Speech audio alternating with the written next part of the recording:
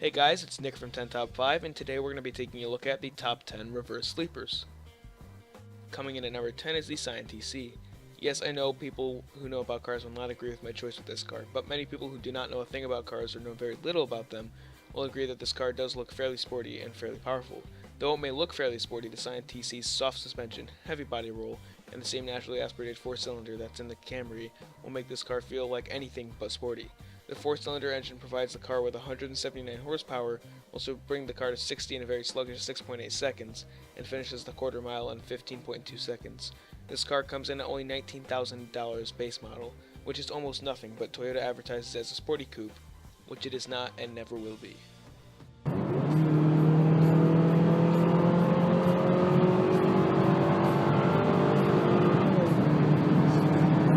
Coming in at number 9 is the Honda CR-Z.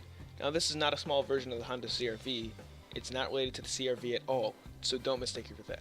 This car reminds me of the Hyundai Veloster due to its square micro crossover look that they both share and its disappointing power. Now this car was expected to be a little fast car, especially due to Honda's commercial for the car, as they showed it off as being a quick roadster, but when the car came out, it was the opposite of what people wanted. It was a hybrid with either a CVT or a manual, and at only 130 horsepower, which brings the car to 60 at an ultra sluggish 8.2 seconds. People wanted to see some VTEC and around 200 plus horsepower with this car since it does look pretty cool, and they wanted a new roadster from Honda. Because Honda didn't listen to what people wanted with this car in the last 5 years that the car was in production, it is being discontinued due to monumentally low sales.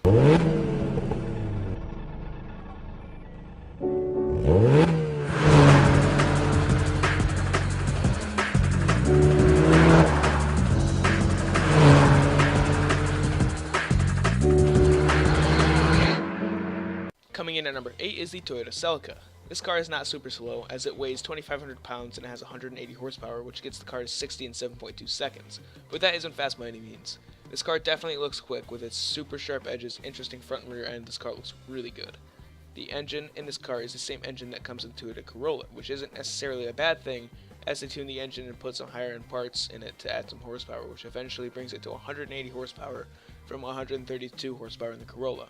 Though this car isn't necessarily that slow, it definitely isn't as fast as it looks, which earns its place at number 8.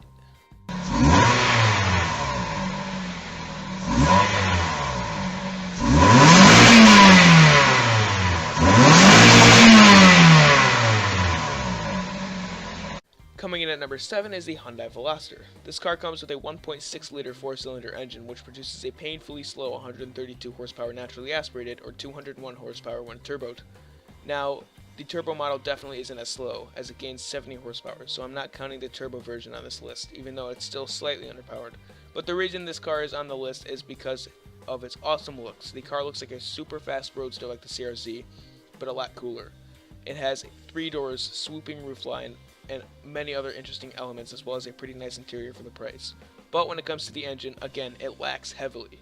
Having only that 1.6 liter 4-cylinder with 132 horsepower is almost nothing considering it weighs 2,700 pounds. This engine will bring the car to 60 in a painful 9 seconds. This car is good for people who just want a car that looks cool but doesn't want it to go fast.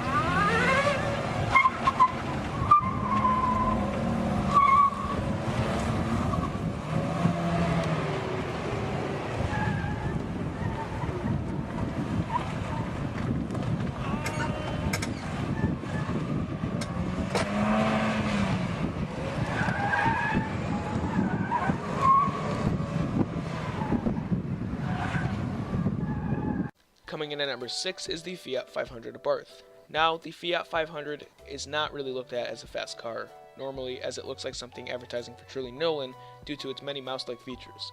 This car comes with stock 101 horsepower, but if you move up to the Abarth, you get a whopping 160 horsepower, which is still wildly unimpressive. This car looks menacing with the Abarth package. It looks like it has 300 horsepower and will whoop you from a stoplight. But when this light turns green, you realize that the car takes almost 8 seconds to get to 60. This car is definitely an opposite sleeper as it looks fast, but it's no faster than a Corolla.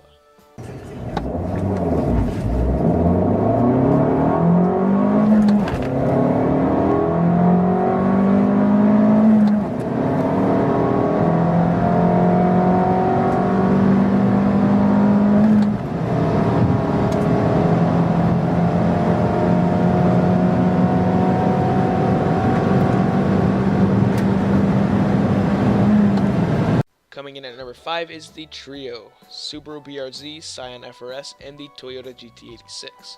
All these cars look identical as they're just rebranded clones of each other. Now, when you see one of these cars, they definitely look a lot more expensive and a lot faster than they really are. This car comes stock with a 2-liter 4-cylinder which is pumping out 200 horsepower to the rear wheels. That doesn't make this car very slow. In fact, it's the fastest car on this list so far, but its 0 to 60 times suffers, as it takes 7.6 seconds in the auto, but a lot quicker in the manual for some reason, coming in at 6.3 seconds 0 to 60. Even though it's a pretty decent number, many people want to have a V6 or a turbo 4-cylinder in this car instead of a naturally aspirated 4-cylinder. The reason this car is so high up on the list is because people wanted another true sports car from Toyota, like the Toyota Supra, but instead they got an underpowered canyon carver.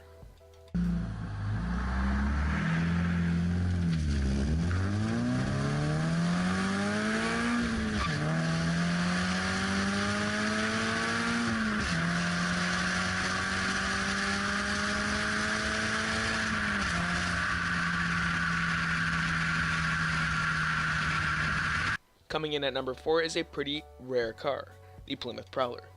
This car is definitely interesting in terms of its looks. I would call it a stock rat rod, in that it has that rat rod look, as you can see in the pictures. Unfortunately though, this car has a very insufficient engine, a 3.5 liter V6 producing only 253 horsepower, which is almost nothing, especially considering that this car looks like it could smoke anything on the road without much effort. It's quite unfortunate that this car has such a lackluster engine. If they would have put a Hemi V8 in the car, it would have been an instant classic with that big V8. But the slow V6 was disappointing to a lot of people, so that's why it didn't sell very well and eventually got discontinued. At number 3 is the Toyota MR2 Spyder. This car definitely looks like a quick little mid-engine car, but it has the iconic reverse sleeper engine that's been on this list a few times, the 1.8 liter Corolla engine, producing 138 horsepower in this car. This car was super light though, weighing just over a ton. It competed with cars like the Miata, the Honda S2000, and partially with the Lotus Elise, as it's super light and shares the same engine with the MR2. This car was the only one of its competitors with a mid-engine setup, which improves balance and weight distribution, but that does not make up for the fact that it does 0 to 60 in about 7 seconds. I know this car was not made to be fast, and I know that it's meant for drifting and canyon carving, but the reason it's on this list is that it looks like a super fast car that could race a Porsche, but it's just a fun little canyon carver. Coming in at number 2 is the one and only TMC DeLorean. Now this car has been seen in the movie Back to the Future, released in 1985, and that car went up to 88 miles per hour in that movie. Well, in real life it would take a very long time, as the car had a 2.7 liter V6 producing a measly 130 horsepower, which is almost nothing considering the car weighs 2,700 pounds. The reason this is on the list instead of, say, a Corolla, which has the same amount of horsepower and is heavier, is that this thing has been thought of as a seriously fast supercar back in its day, but then people who bought them realized that they were really slow. And honestly, look at this car. Nothing about it would indicate that it's slow. It totally looks like a supercar, but again, it's super slow, which earns it its position in number 2.